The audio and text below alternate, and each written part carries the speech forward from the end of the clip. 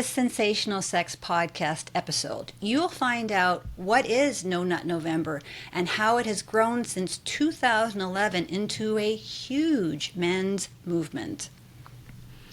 We're going to talk about how the research says one thing about masturbation and porn, but people ignore the research and go with their emotions. We then give some ideas to men who are trying to balance between masturbation and watching porn. Make sure to listen because this Sensational Sex Podcast episode will give you the tools to create a sex life that is fulfilling for you. Welcome to the Sensational Sex Podcast, where we help women in long-term relationships thrive after the honeymoon stage is over. Are you a woman who wants a deep, intimate, and satisfying connection with her partner? Of course you do. Amy Rowan and Dr. Trina Reed have the answers, and all you have to do is join us each week. Soon, you'll be that woman who effortlessly has a satisfying sex life. Follow us on social media at Sensational Sex Podcast. Share this episode, leave a review, and thank you for subscribing. Now, let's start the show. We are thrilled to partner with XNs who are all about making your sensual experience the best it can be. XSense has an amazing and luxurious cooling arousing gel that is perfect for those motivate me moments that we'll tell you about halfway through this podcast. We love what XNs is doing for your sensual and sexual experience. Check them out at exsens-usa.com. That's EXSENS-USA.com. Hello, beautiful people. I'm Amy Rowan, the suburban sexologist. Thank you for listening to the Sensational Sex Podcast. We're so happy that you're joining us. I'm Dr. Trina Reed, and even though your sex life will never be perfect, you can create a sex life that is perfect for you, and we're here to help you with that. Hey, Amy, nice t-shirt. Thank you. I like your t-shirt too. Wait, do you have a coffee mug? I do have a coffee mug. Amy, why does every single listener need a Motivate Me t-shirt and coffee mug? This t-shirt and coffee mug is kind of like a Swiss Army knife. It's an easy way to initiate sex, communicate, and ask for what you want. Imagine what your partner would say if they saw you wearing this. I know exactly what your partner's going to say, and it's going to be all good stuff. So if you want your very own Motivate Me t-shirt and coffee mug, you're in luck. We're doing a limited sale from November 11th to 25th. Go to our website, sensationalsexpodcast.com, to find out more. So I imagine it's probably a little chillier up there in Canada, but right here in Georgia, we are getting some fall in the air, and we're heading into November, which I just love this month.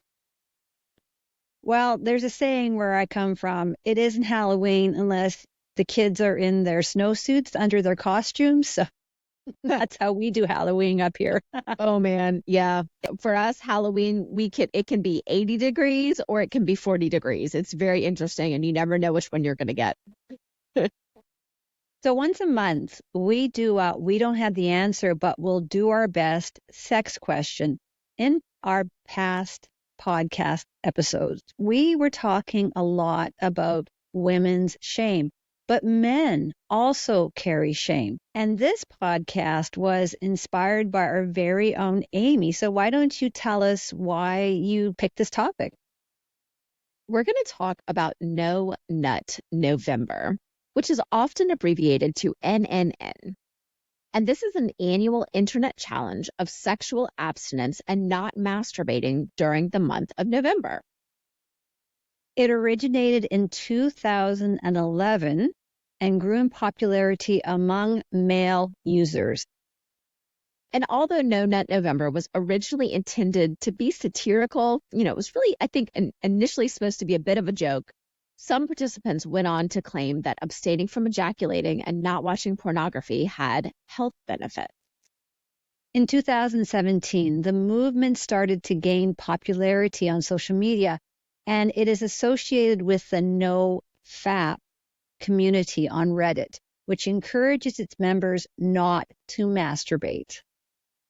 So the Reddit community, No Nut November, grew from 16,500 subscribers in November 2018 to 52,000 subscribers in November 2019. So apparently there are a lot of men who are concerned about this. I did a quick search and found an Instagram video by Jack Piggott. And in this video, Jack claims that he was once addicted to masturbating to porn. And he's encouraging other guys who are addicted to porn and masturbating to join him over the No Nut November to kick their habit. I find this interesting because it went from an idea in 2011 to an industry now. So Jack has a 5-step process to, in his words, stop wanking. He's Australian. We will link to Jack's video in the show notes so that you can watch it. So what do you think about there being a 5-step program for men to stop masturbating and watching porn for a month?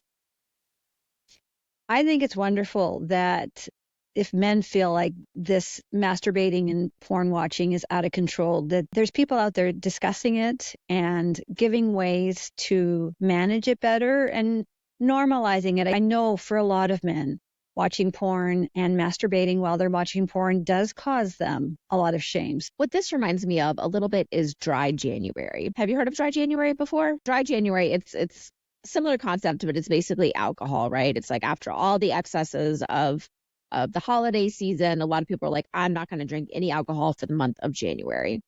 And it seems to me sort of like a similar challenge of let's take a step back from this habit and see a little bit about what life is like without that particular habit, alcohol, masturbation in it. And as someone who's participated in dry January many times over the years and seen the value of it, I think that it has helped me gain perspective on, again, sort of the habitual rituals that we get into around alcohol and starting to see how you do feel without it. Now, I understand that masturbation and alcohol are two completely different things and have different effects on our mind, our body.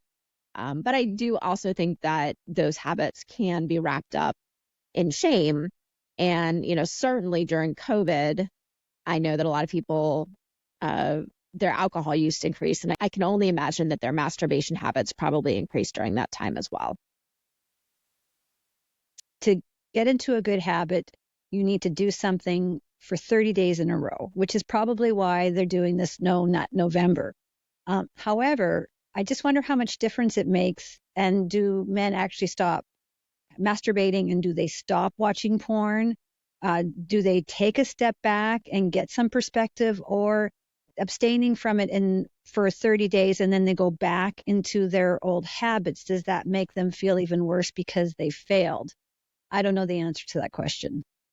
Yeah, I don't either. And I think it probably is very individual to the man and his intentions around why he participates in it. No Nut November has been around since 2011, and this is the first time that I heard of it. I've had male friends who confided in me that they were going to abstain from masturbation and porn, but they never told me it was for No Nut November. And I always questioned them why they were doing it. But ultimately, if you want to give something up for a month, that's your business.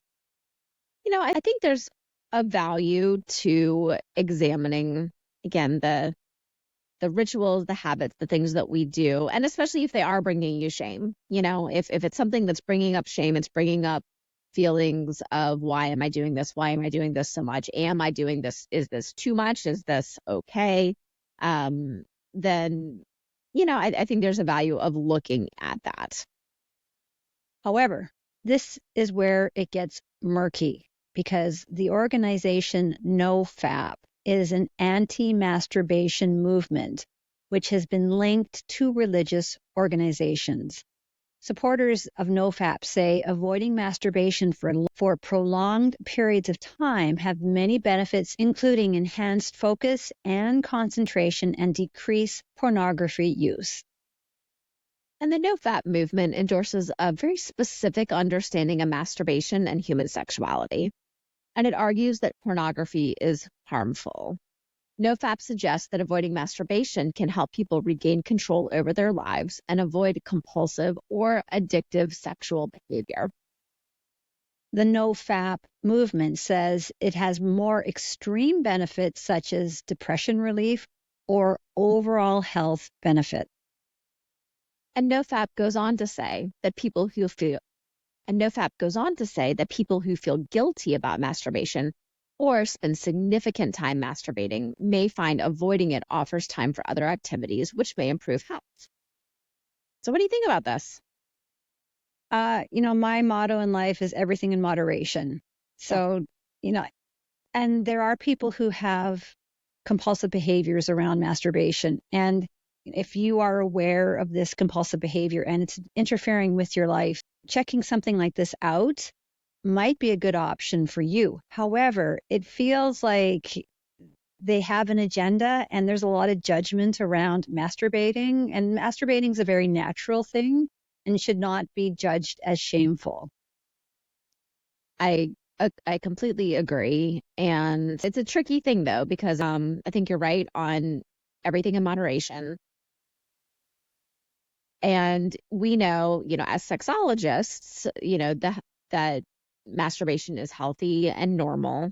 However, I think that when you add in just the 24/7 unlimited availability of internet pornography, and then you tie that with people who may be at home for a long time or, again, compulsive natures, you can see how it can potentially become, again, more compulsive, potentially out of control. And I know that I've worked with clients who have masturbated so much that their bodies, their penises don't respond to the feeling of a vagina because they're used to a very particular grip.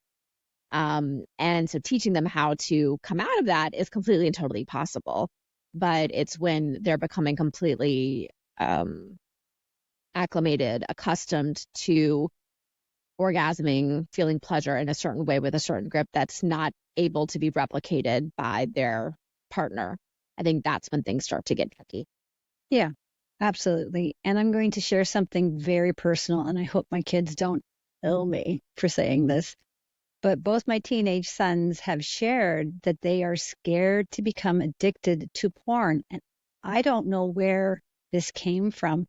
And what I found concerning is when I threw on my sexologist hat and then I gave them the research on masturbation and porn, they don't want to hear the research. They're both ashamed and fearful about this. And as a sexologist mom who's done my very best to raise my children not to feel this way, it's baffling. And when I give my sons the porn research, they reply to me with something to the effect that I'm being elitist. And they feel like it's a big gap between what the academics say and what happens in a typical teenage boy's bedroom. And my sons and I have also talked about what is too much masturbation because they fear that they could be doing too much of it. And again, I don't know where this came from because that's not how I brought them up. So like the social messaging is just so prevalent. Yeah. Well, first of all, thank you for sharing that. And what's interesting is actually my teenage son, we've had talks about this and we haven't gone as in depth as it sounds like you have with your sons, but he's like, Mom, no, I'm not into that. I don't like that. I don't want to have anything to do with it. And I haven't really been able to probe. He hasn't really allowed me to probe like the reasoning behind it. And I suspect it's probably something along the same as what your sons are feeling. And to your point, and I don't know this for a fact. And I think some people would tell me you're crazy for thinking this, but I genuinely don't know if my 16-year-old son masturbates. I've seen no evidence of it. I can walk into his room at any time. And I almost feel like I'm in a sex education, that Netflix show, where, Gillian Anderson is the sex therapist and her son is, so afraid to masturbate and all that stuff. And I'm like, I wondered if somehow the openness around sex that we, that they're experiencing more than other things has almost, pushed them into this other thing. So anyway, I I guess I just share that to just let you know that I feel like my son is maybe experiencing some of that too. And I'm also like, oh my gosh, have I somehow said or done something to create shame, which of course is the last thing that we ever want to do. So, although I've read the research on porn and masturbation, which we're going to get into, my anecdotal experience shows that the fear and shame around porn and masturbation in the societal messages is everywhere. And, I think it's definitely something that we want to talk to our teenage sons about. Speaking of which, Amy, let's discuss what the experts have to say about sex and porn addiction. The American Psychiatric Association and the Diagnostic and Statistic Manual of Mental Disorders do not recognize porn addiction as an official diagnosis. And the American Association of Sexuality Educators, Counselors, and Therapists also argue that there's insufficient scientific evidence to support the existence of sex or porn addiction. There is no scientific evidence that abstinence has any positive effect on your mood, energy levels, or motivation. There's also no scientific evidence that suggests that masturbation is harmful. Additionally, there's no studies that state that avoiding masturbation avoids any specific benefits. However, for many years, researchers didn't believe the G-spot existed, which was confusing for those women who were having G-spot orgasms. So just because there isn't scientific research to validate porn or sex addiction, it doesn't mean it isn't true.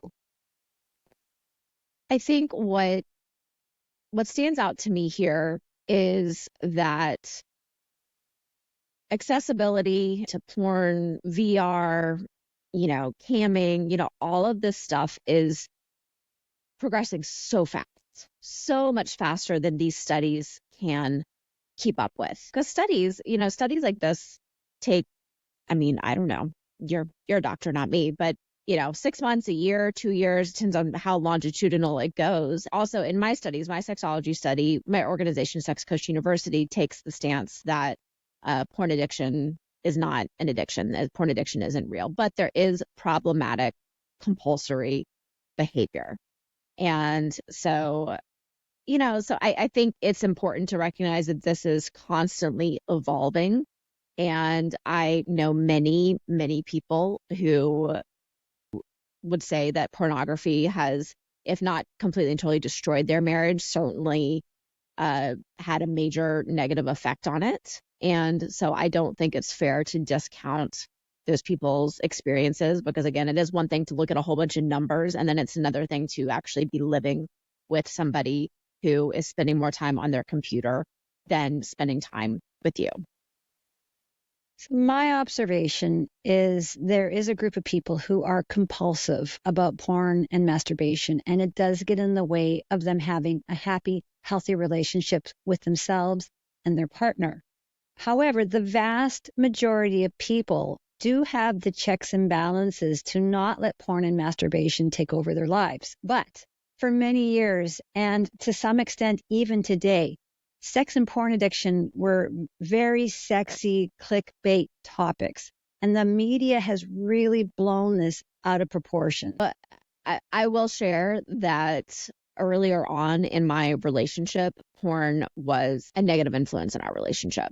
When my husband and I first started dating, he shared with me, he was actually open about it. He said, Amy, I like to look at porn when I masturbate, but I promise that this will never interfere with our relationship, with our sexual connection. But this is something that I do. And I had a really, really, really, really hard time with it. And we had many, many, many fights over the years over it.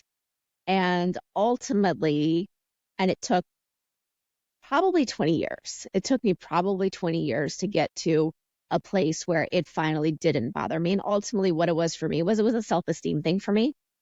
And certainly as we got married, and then as I got pregnant, and as we had children, and my body changed, and my mood changed, and my weight, and all of these different things. And then every once in a while, I would discover that he'd been looking at porn, and I would blow up because I felt bad about myself.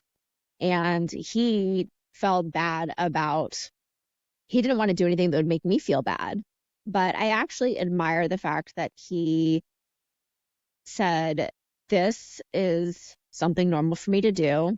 It's not interfering with our sexual connection, which it never did, other than my own self-esteem. And ultimately, how I overcame how I was feeling about it is I'd never really looked at porn, shockingly. And for me, it wasn't actually visual porn. I preferred listening to like erotica and things like that. Once I started exploring my own version of erotic stimulation, and I really actually learned to recognize how completely and totally separate it was from the connection that I had for my husband, then I finally got it. And then poof, it wasn't a problem anymore. Amy, thank you so much for sharing that. There's going to be a lot of people listening to what you just said, and you've just helped a lot of people with that share. So thanks for getting so vulnerable. I'm sure that was tricky for you to do. So well done. Well done, Amy. Thank you. Well, and the ironic part of it for me was through all that, at that point, I was an intimacy toy consultant. I was like, I sell sex toys for a living. Like, I'm making a living off of helping people masturbate. And yet when I find out that my husband has been masturbating, I get mad. I was like, what a hypocrite I am. No. So, no. And that's how I felt. That's how I felt at the time. Anyways, I'm saying you're not, because the research shows you cannot become addicted to porn and sex. However, there is a disconnect. Like you were saying, there's a disconnect that we have because we have so much fear and shame and misunderstanding around this topic. So you just showed us how that disconnect works. So thank you. Thank you very much. Yeah. And this also just shows that men also have the same irrational shame and guilt and fear as women. It just shows up in a very different way. Yeah. And No Nut November really isn't a new concept. Lent, which is a traditional Catholic religious observation in which participants abstain from certain foods and luxuries, which can include sexual activity for 6 weeks leading up to Easter. Ramadan, a religious observation in which Muslims abstain from food, water, and sexual activity during daytime for a lunar month. Yeah, I think we see abstinence being promoted in different religious organizations, and they promote the health benefits of abstaining from not just sex, but from different. What are the 7 deadly sins? Lust, greed, sloth. I'm thinking about that movie. What's that movie with Brad Pitt? 7. Lust, greed, sloth. Anyways, there's 7. And there's 7 of them. There's 7. And you can email us and tell us what the 7 are at sensationalsexpodcast@gmail.com. And a lot of religious organizations really recommend that you abstain for a while from one of the 7 deadly sins. Well, and you know what? I think the core of this abstinence from these different things, whether it's sex or food, it is abstaining from pleasure. And that's what it's like, okay, you're going to abstain from eating these good foods, or you're going to abstain. And when you are promoting abstaining from pleasure, you're also creating shame and guilt around indulging in pleasure. So as someone who grew up in New Orleans, I grew up in New Orleans, and what does everyone think about with New Orleans? Mardi Gras, of course.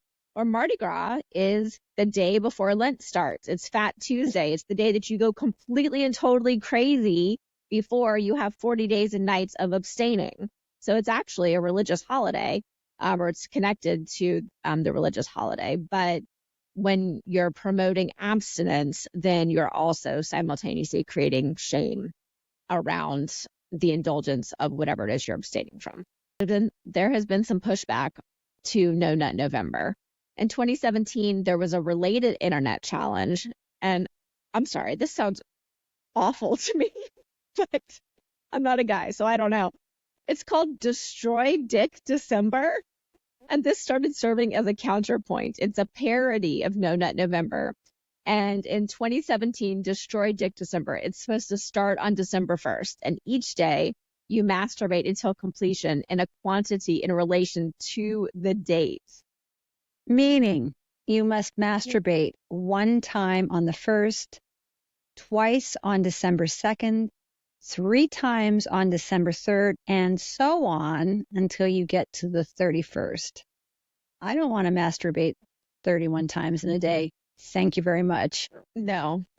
And if we're talking about missing the point, I think this is the clear illustration of missing the point, because if you are participating in No Nut November to be able to gain some clarity, examine your habits, just look at some perspective and just see if there's anything that changes that you want to grow, and then you flip into this destroyed December, then yeah, I think you've just missed the point completely, in my opinion.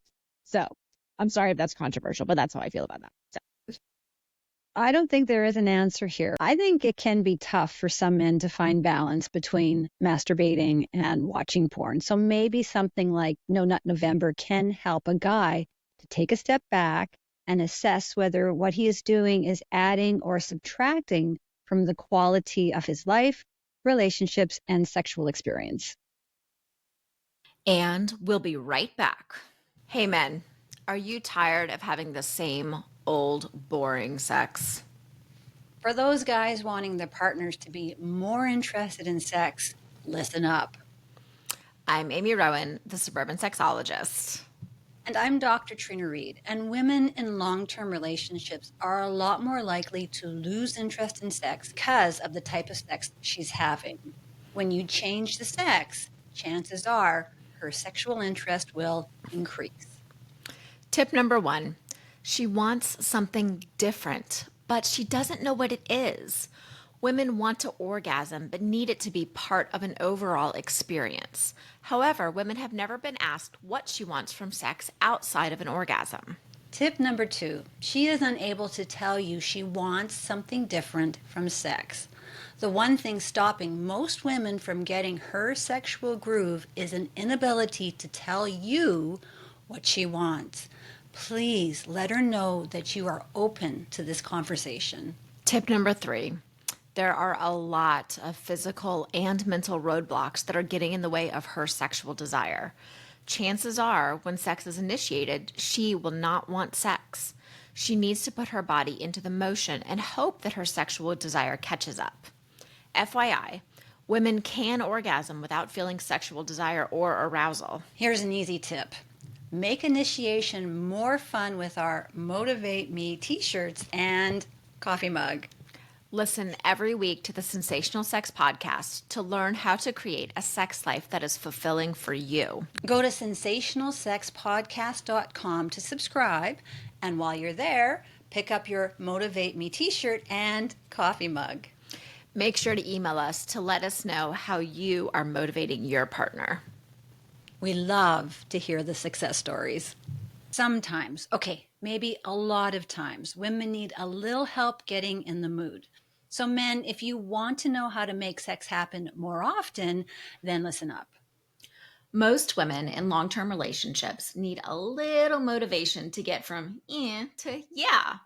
And that's where you need the help of Excen's Cooling Arousal Gel. Hi, I'm Dr. Trina Reed from the Sensational Sex Podcast. And I'm Amy Rowan, the suburban sexologist, and a big thanks to Excen's for bringing you these sensual arousal tips. So maybe you've had the experience where you initiate sex and your partner did not seem into it.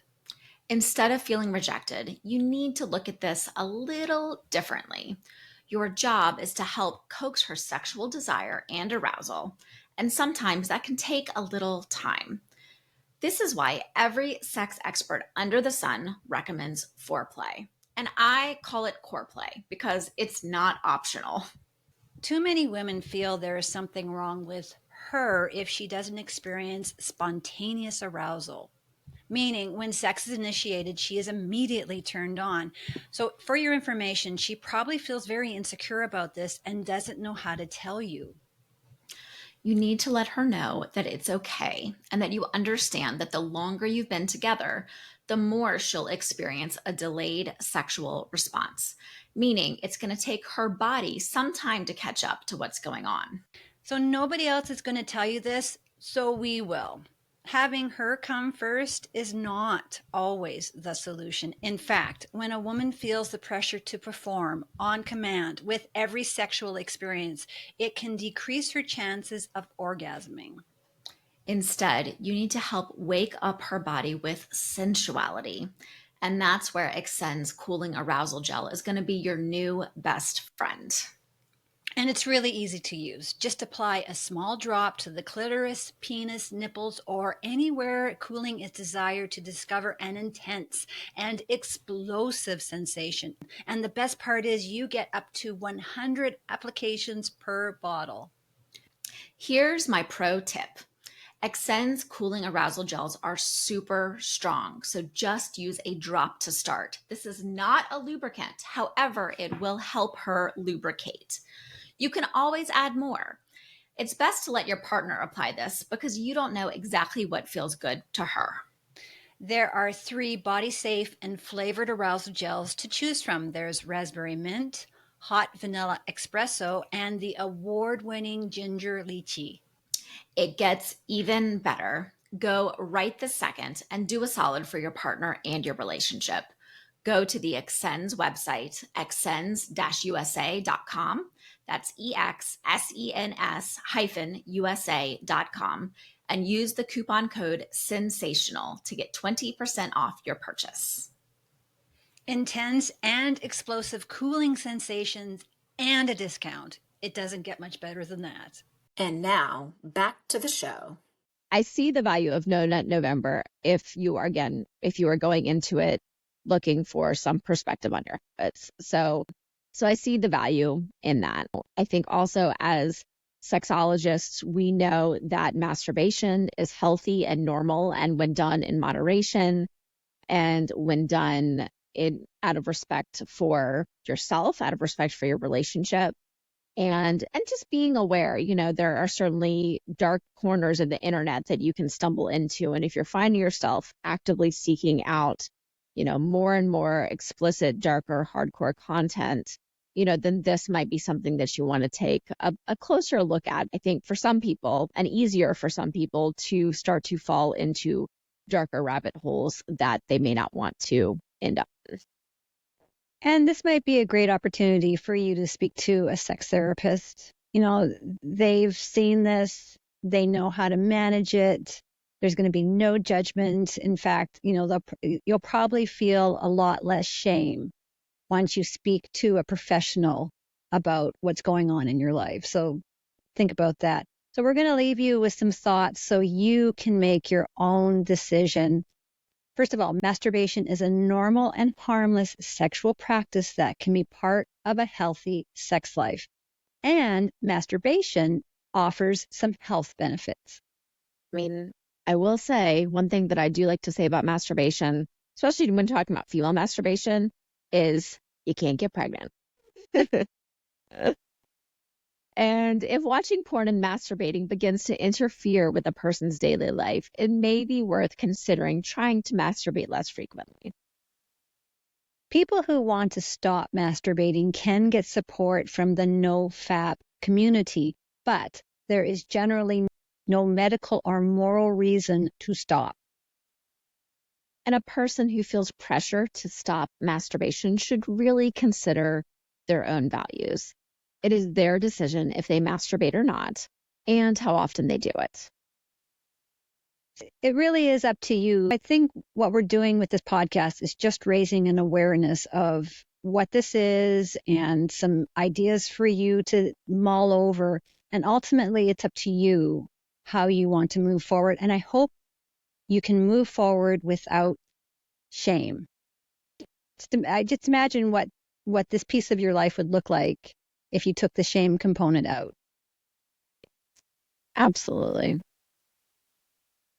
So if you want your very own Motivate Me t-shirts and coffee mug, you are in luck. We are doing a limited sale November 11th through 25th. So head on over to our website, sensationalsexpodcast.com, to find out more.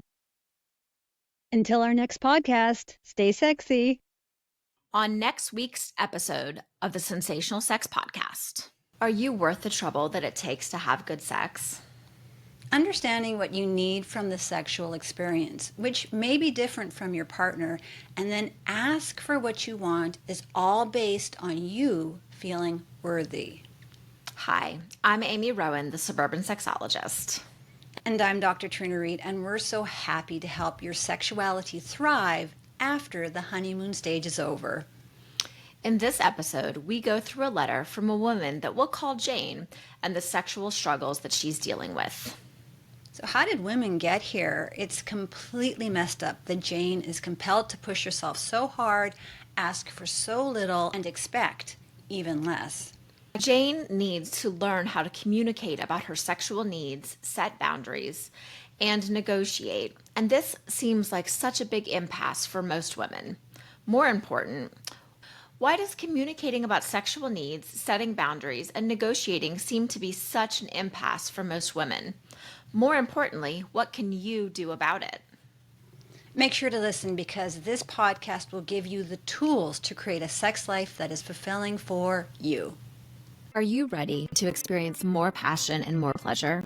In my suburban intimacy practice, I offer one-on-one sex and intimacy coaching for women and couples. Book a complimentary discovery call at suburbanintimacy.com or learn more about my Intimacy Ignite program, your solution to experiencing satisfying and fulfilling sexual experiences and connection, even when you're busy, tired, and stressed. Intimacy Ignite is a curated collection of stimulating sex education, activities, and challenges, whether you are single or in a relationship, plus live coaching with me twice a month.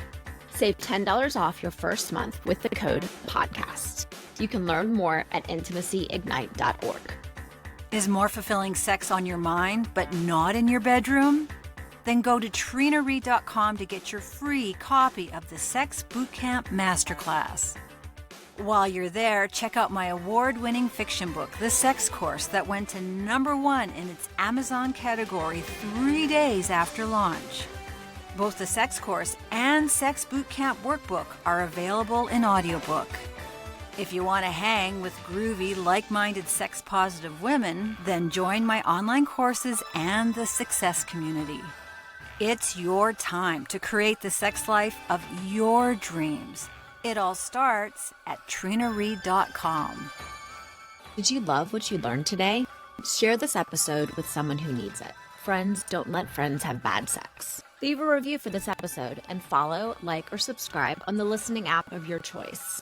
We love hearing from our listeners. Email us at sensationalsexpodcast@gmail.com. You can follow us on all social media platforms at Sensational SX Podcast and join our mailing list at sensationalsexpodcast.com.